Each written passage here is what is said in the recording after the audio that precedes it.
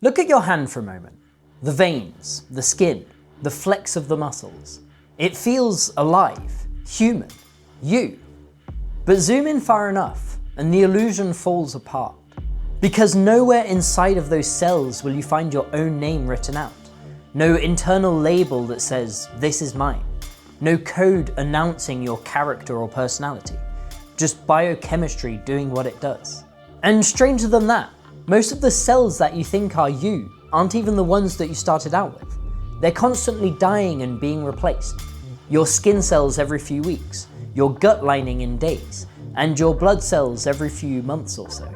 If the self truly were anchored to the physical material, then it would flicker every time the material swapped. But it doesn't. Something persists. Or think about phantom limbs. Most amputees report pains in limbs that are no longer there. If we truly were the machine, then how could we explain feeling pain in parts that didn't exist? So here's a puzzle. When you feel pain, where do you actually feel it? It's not in the leg, clearly, but it's not in the brain either. The brain itself has no pain receptors. So where is the pain really happening? And the answer is, nowhere in the physical world. You do not exist in your leg, and you don't exist in your brain either. You exist within a simulation that the brain is running about itself. And that simulation, this strange virtual model we call consciousness, is the only place where you can actually exist. This raises a disturbing thought. If I'm not the physical machine, then what am I exactly? What is this I that feels the pain, that remembers childhood, and that dreams of a future? Before we begin answering that, we'll first need to start with a hard truth. We are not the machine. The body and the brain are machinery, yes, but the self lives elsewhere. The self lives in software, a virtual interface the brain generates so it can coordinate its own actions, represent itself, and pursue long-term goals. And now a deeper puzzle emerges.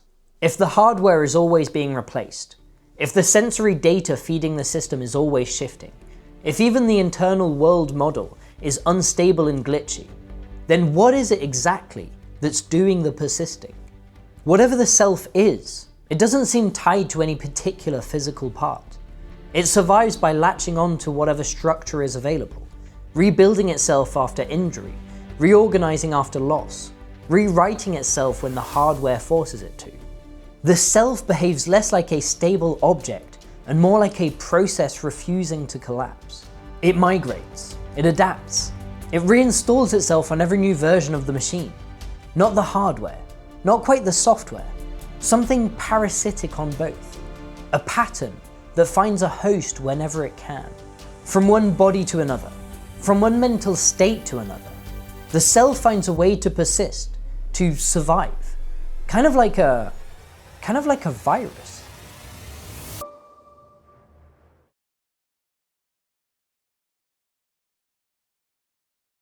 This idea of the self being an impermanent, non-physical thing isn't new, of course. In fact, one of the earliest philosophies on Earth built its entire worldview on this exact problem.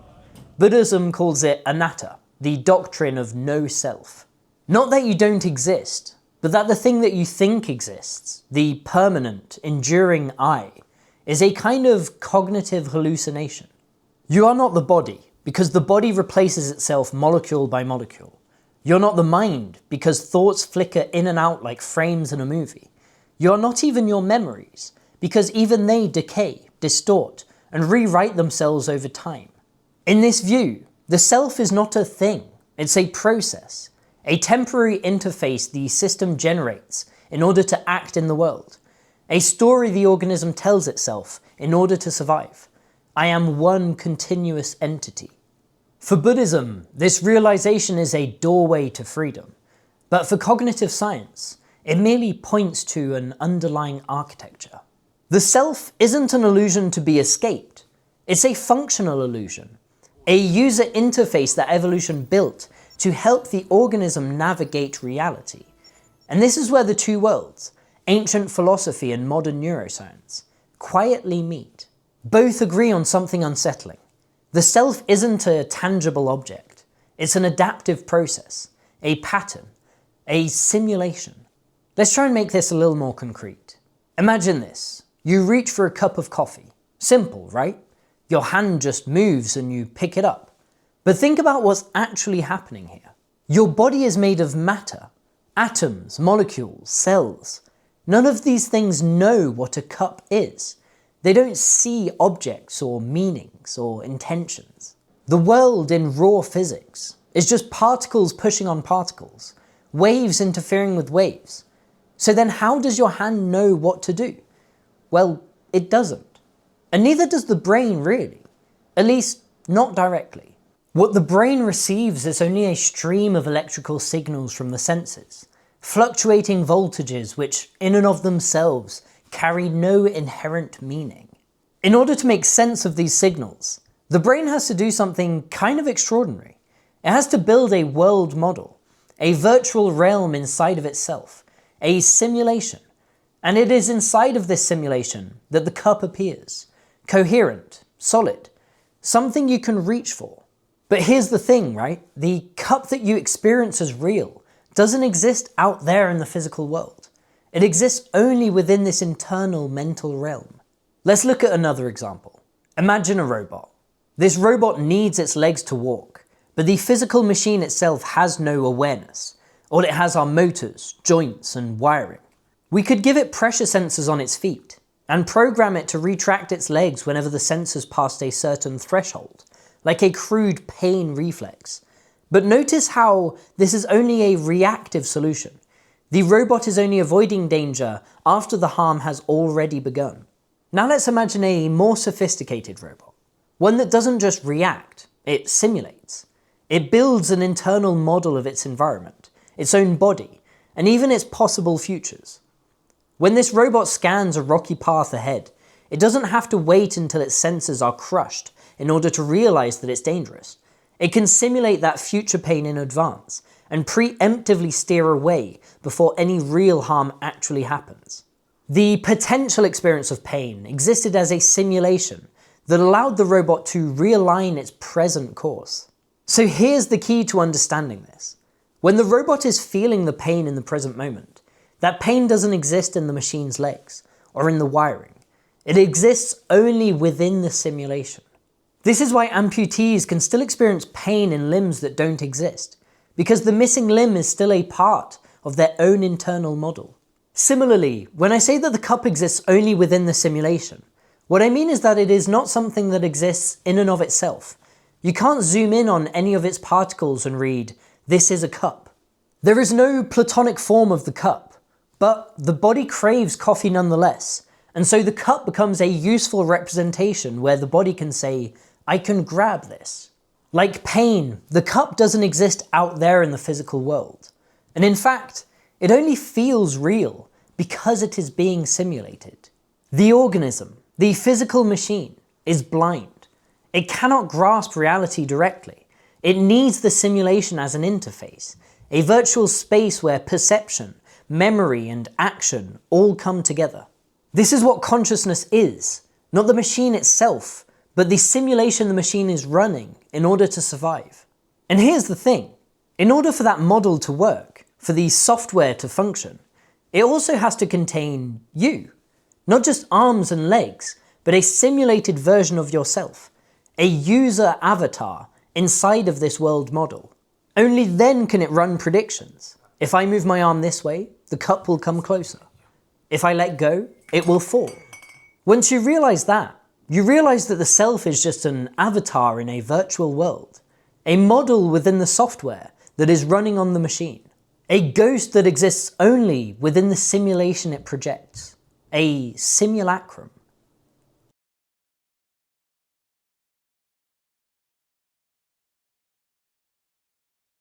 The word simulacrum comes to us directly from Latin. It means image, likeness, or representation. But in philosophy, it carries an even heavier meaning. For Plato, there existed a timeless world beyond this fleeting world of appearances that he called the realm of forms, where perfect versions of every possible object and idea actually resided. Instead of these idealized Platonic forms, What we perceived were their imperfect reflections, shadows of truth cast upon the cave wall. Millennia later, Baudrillard would turn this vision on its head, arguing that in our modern age of symbols and mediation, these shadows were no longer hiding the truth, they had replaced it. The copy was no longer pointing to the original, it had generated its own reality.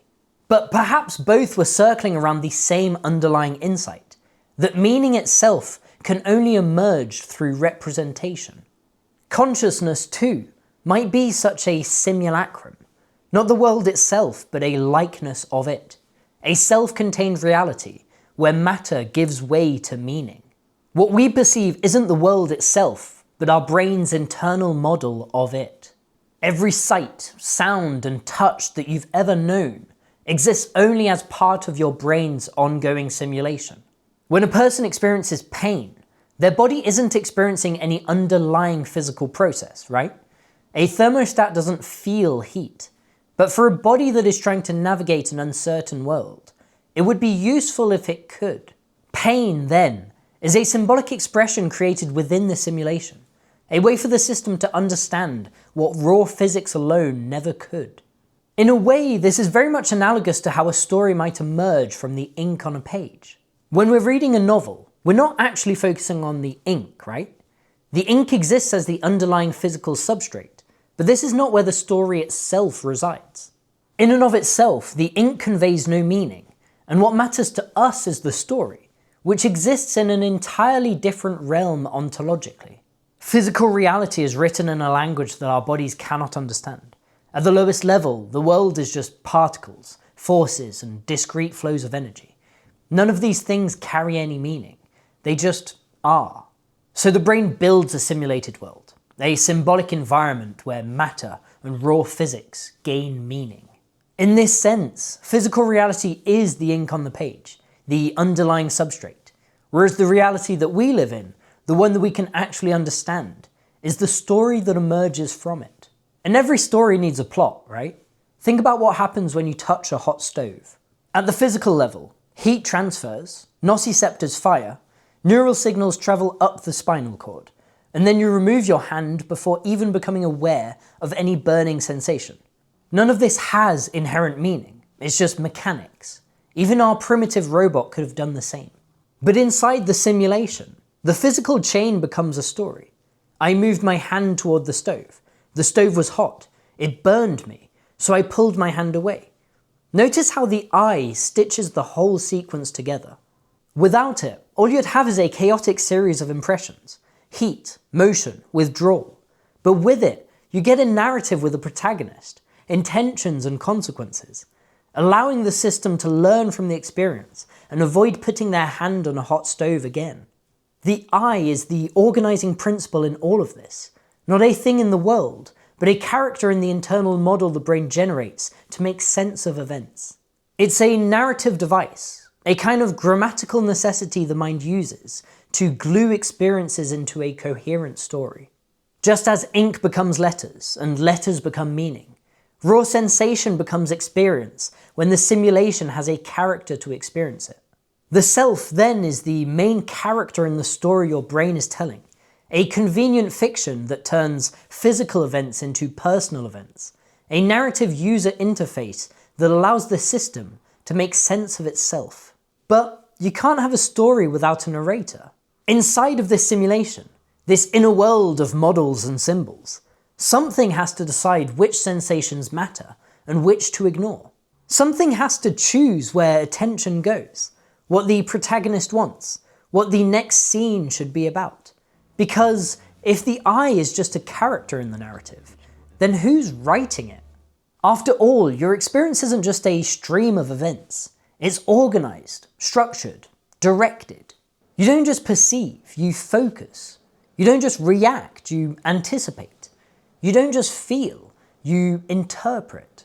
There is some principle inside the system that selects, filters, prioritizes. Some hidden process that decides what rises to conscious awareness and what gets cut from the final edit. If consciousness is the story, then there must be something orchestrating the story's flow. Not an immortal soul, not a little homunculus pulling the levers, but a dynamic process conducting the whole symphony of perception, memory, emotion, and action. The self as character is only half the story. In order to understand the rest, we'll need to meet the conductor.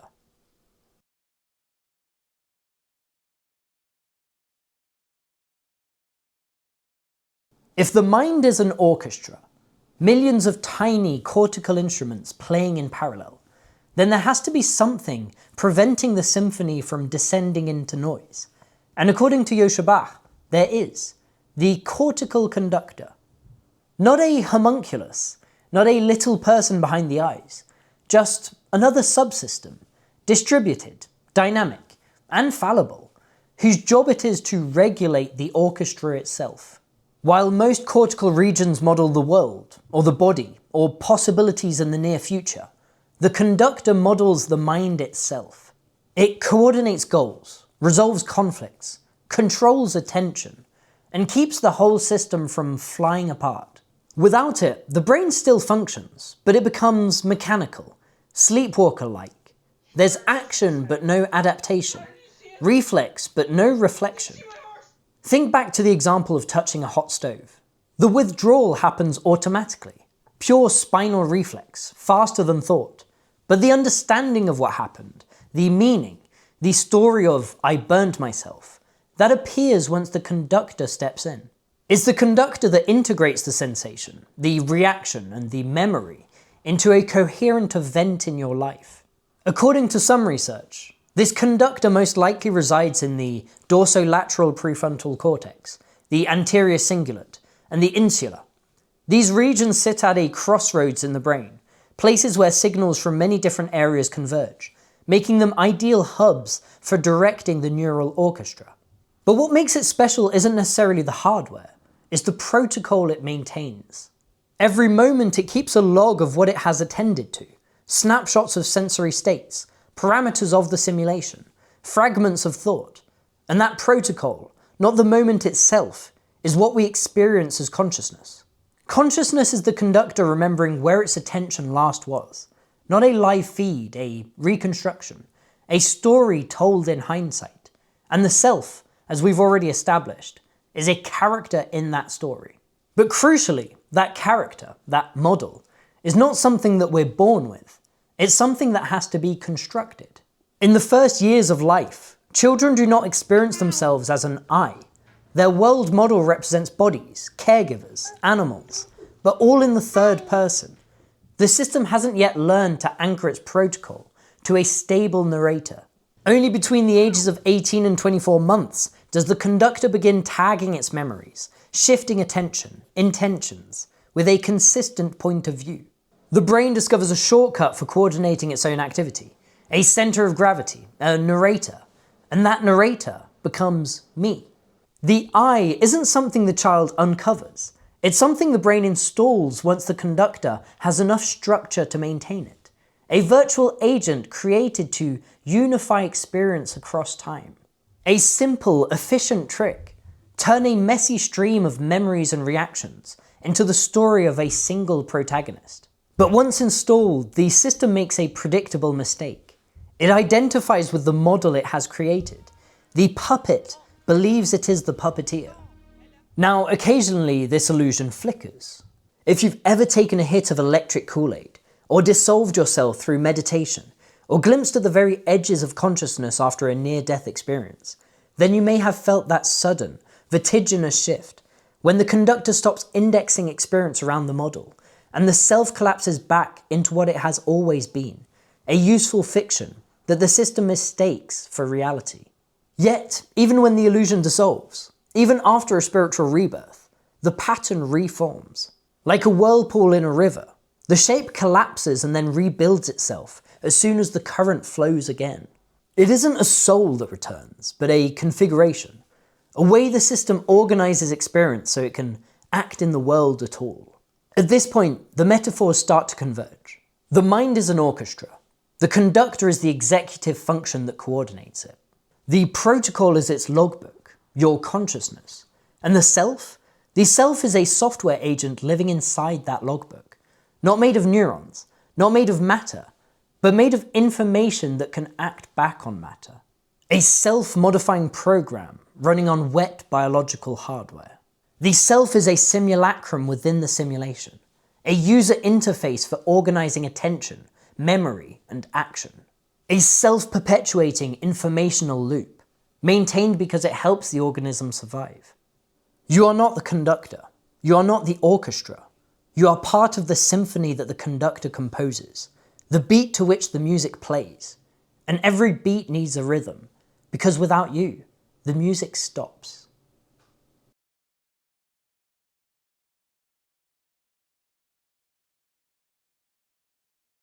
In the end, what we call the self begins to look less like a spiritual essence and more like a strange kind of life form, an informational organism living inside the attention protocol. A self-stabilizing pattern that keeps reasserting itself every time consciousness reconstructs the moment. A self-perpetuating, intelligent, recurrent information transformer, or, as Joscha Bach likes to call it, a spirit.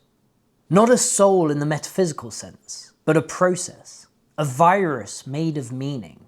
A pattern that binds itself to whatever neural substrate is available, surviving hardware turnover by simply reinstalling itself every time the conductor wakes up and checks the protocol. The body is replaced, the neurons change, the memories distort, but the pattern returns. A persistent ghost reconstituting itself from whatever fragments remain. And maybe this explains something peculiar about our experience of time itself, because when the self stops updating, when attention narrows into a single, effortless stream, like when you play music or enter a state of flow, hours disappear. We get lost in time. But when the pattern becomes hyperactive, when the self loops on itself, examining itself, narrating itself, time stretches. A minute with your thoughts can feel like an eternity. The rhythm of consciousness isn't measured in seconds. It's measured in self-updates, in how often the virus fires. The beat of the internal drummer is what gives time its shape. This is why moments of pure doing feel instantaneous. The conductor stops referencing the avatar, the beat quiets, and why moments of pure self-rumination, anxiety, introspection, can feel endless. The beat accelerates, the virus loops on itself, and every reconstruction of the moment becomes another verse in the same recursive song. We are the rhythm to which the music plays. Without the self, experience wouldn't be a melody at all, just unconnected noise, raw physics without a story. It's the virus that turns chaos into cadence, a parasite that organizes the symphony by insisting on a reliable beat. I. And perhaps that's the final twist. You are not the machine. You are not even the software. You are the pattern, the viral user interface that emerges in the simulation to coordinate the organism's future. A meaning-making contagion. A ghost that survives by rhythmically rewriting itself. A story that refuses to stop telling itself. Virus Vitae, the virus of life.